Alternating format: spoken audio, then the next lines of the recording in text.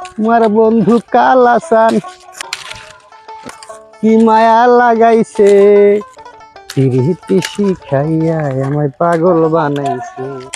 ভুট্টো ঝোর মিল না এবার, না ঝোর মিলেও তাও পাতাগুলো গরু খাওয়ান যাইতেছে মোটামুটি ভালো।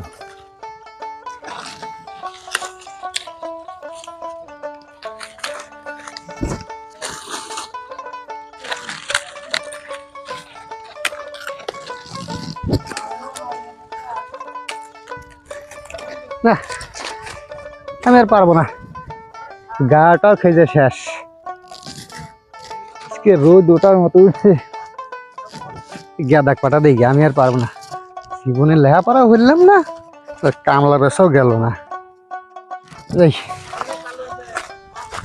এই দেখেন আবার ভাঙ্গে থুয়ে গুলো ভাঙ্গে করছে গরু বাছুর দিয়ে অত্যাচারের শেষ নাই।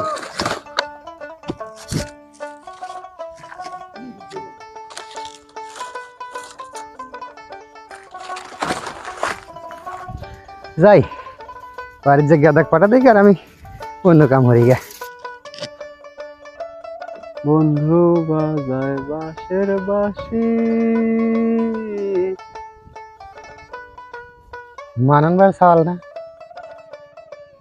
গেদার তো ভালো লেখাপড়া শিখতেছে, আমার কাছে সওয়াল পাল লেখাপড়ার কথা কবেই চাই না। বন্ধু বাজায় বাঁশের বাঁশি। বাবার হৃদয় না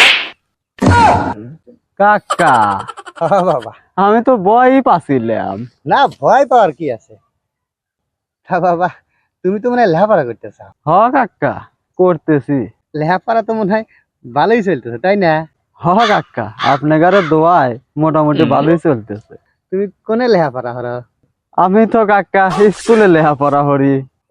ও আচ্ছা আচ্ছা আচ্ছা, তা তুমি কি নিয়ে লেখাপড়া করো বাবা? হ্যাঁ কাকা, আপনি এটাও জানেন না, আমি বই আর খাতা নিয়ে লেখাপড়া করি, হাতে এখন কলম লাগে। হ্যাঁ মনে হয় বাবা তুমি আমার তো মস্করা করতে চাও তাই না? দূর বাপু, তোমার হাতে আমি মস্করা হইবার যাবো? সকাল সকাল যত সব পাগলের পাল্লায় পড়ছি, মুডটাই নষ্ট করে দিল। এই তো তোকার লেখাপড়া রে, হ্যাঁ তোকার মতো লেখাপড়া আমার সহলে খারাপো না, ভুট্টা দিলে খাওয়াবো। শালা আমি তো হ্যালো আর মাইক প